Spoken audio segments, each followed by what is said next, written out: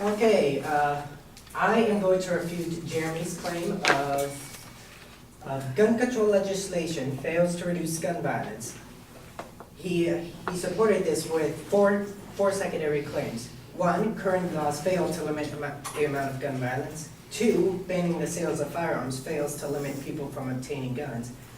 Three, banning firearms will prevent the people who follow the law from acquiring firearms, while criminals will still get access to guns. And four, there are other alternatives rather than enforcing strict gun control. For claim number one, he started off by saying that a lot of recent shootings involved shooters that were mentally ill, and that laws will have no effect in limiting these shootings. Now, it is true that many of the mass shootings did involve mentally ill people. However, background checks would clearly prevent mentally ill people from easily acquiring guns.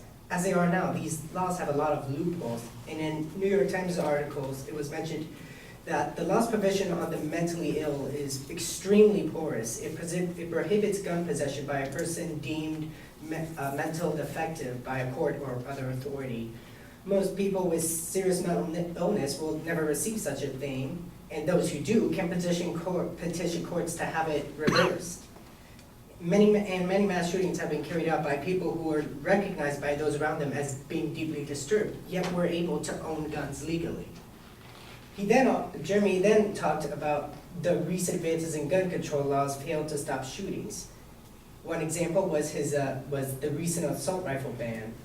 There was a ban proposed in 2013 by our Senator Dianne Feinstein, but it was never actually enacted. And then he went on to say that CDC reported in 2013 only 3.5 out of 100,000 people were killed because of firearms. But the actual number per 100,000 is 10.6, more than 3 times the reported claim. It may not seem like a lot, but that means in that year, 2013, 33,636 people have died due to firearms. It's close to the number of people killed by motor vehicles, 3,804. So it's hardly a trivial matter. And most importantly, he claims that current laws fail to prevent gun violence, but that is because the current laws are either never enacted or really easy to find loopholes. Taking these laws away instead of passing them and fining them will only increase gun violence. Now moving on to his second claim, which was that people will still obtain guns even if they're banned. Now this is where he deviates from his original claim. Gun control legislation is not about banning all firearms, but rather restricting access to them. Of course, many people don't know that. So once there's a shooting, there's talk of gun control, people rush to get guns before Obama takes them away. This is true for many mass shootings. As he said, it was a 40% increase after Sandy Hook. But that was due to all the fear of tighter gun controls, which wouldn't happen if there were already good gun control laws in place. And he also mentioned that people can still purchase gun parts and build their own, which is true, and we should probably put more restrictions on gun parts. But the thing is, out of the 14 recent mass shootings, none of them built their gun because they were able to buy it legally due to the lax state of current laws. So the complete ban of firearms sounds insane because it is. That's not what gun control is about. All these examples are based on what could happen if guns are banned, but they haven't been. And his third claim is that banning firearms will prevent law-abiding citizens from getting guns while criminals can still get them. Much like the last claim, this doesn't support the original claim, which was about ineffectiveness of gun control, not banning them outright. He mentioned prohibition, but that's not a very good analogy due to the fact alcohol was banned and guns are not, and it doesn't look like they're in any danger of ever being completely banned. Thus, his claim about the banning of firearms creating a bigger black market is not applicable here. Also, as mentioned before, all of the recent mass shooters had guns bought legally. None of them had illegal guns. From this logic, it's actually that citizens that are a bigger threat, not criminals. Thus, we need to prevent some citizens that are mentally ill to obtain them in the first place, not worrying about all the illegal guns already being acquired, because it's already so easy to get a gun right now. And finally, his last claim is that there are other alternatives to gun control. The example he listed here, the background checks for the mentally ill, that's actually a form of gun control.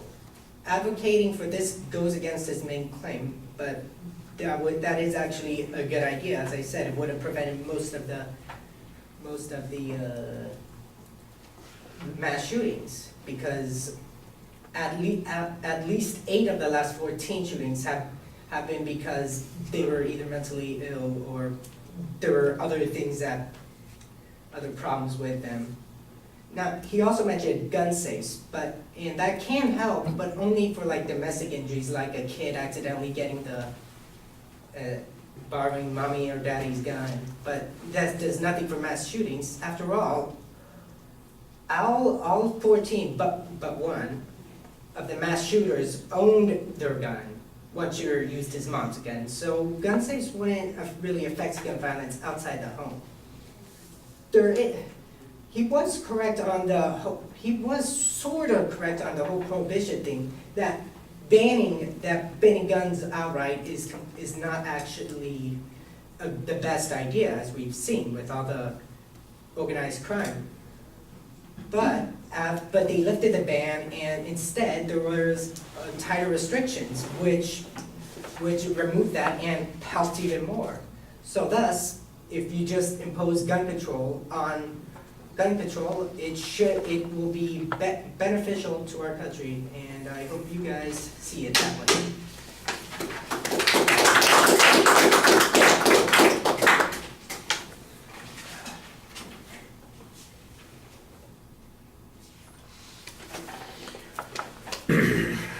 All right, the claim and the preview are fine. As you're signposting as you go through, it's pretty easy to follow. I do think you sometimes go on a little bit long on some of the points, and you repeat the same concept multiple places. Make the argument one time, and then maybe just remind us about how that applies to those individual arguments. It's a little strange when you say, well, there isn't a ban, there isn't ever likely to be a ban, and then some of your arguments are predicated on, well, if we had a ban, and then we've got those hypotheticals in that situation.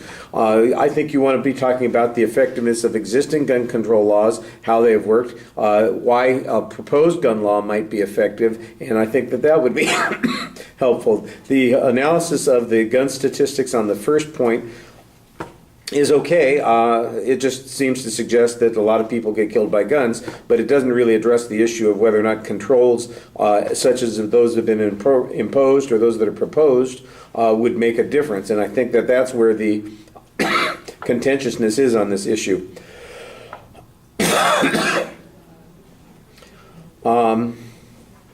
I kind of like the point on the second point that it's really fear of gun control laws that drives up the purchase of the guns. It's not the mass shootings themselves, it's the kind of reaction that people have, the overreaction that something's going to happen to them from the government, and so they are trying to prevent that sort of thing from happening.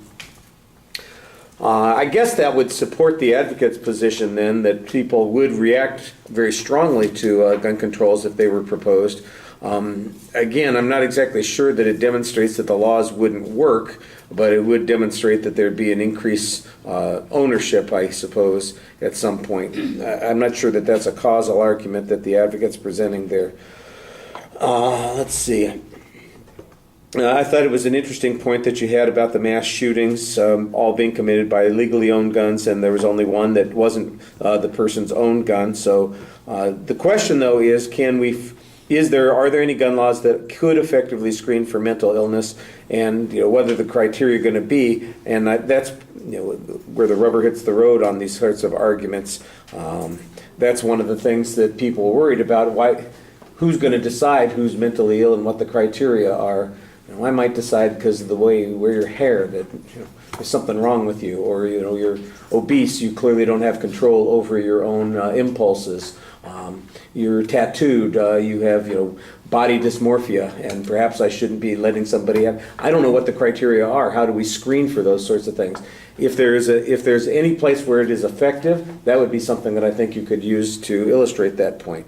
Like I said, the same issue comes up a couple of times, and I thought you did a pretty good job structuring it. I'm just not sure how much clash there is either from the advocate or from you on some of the issues. It's a description of a lot of hypotheticals.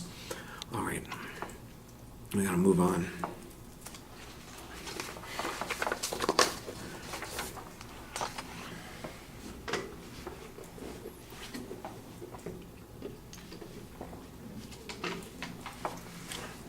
Andrew Lark.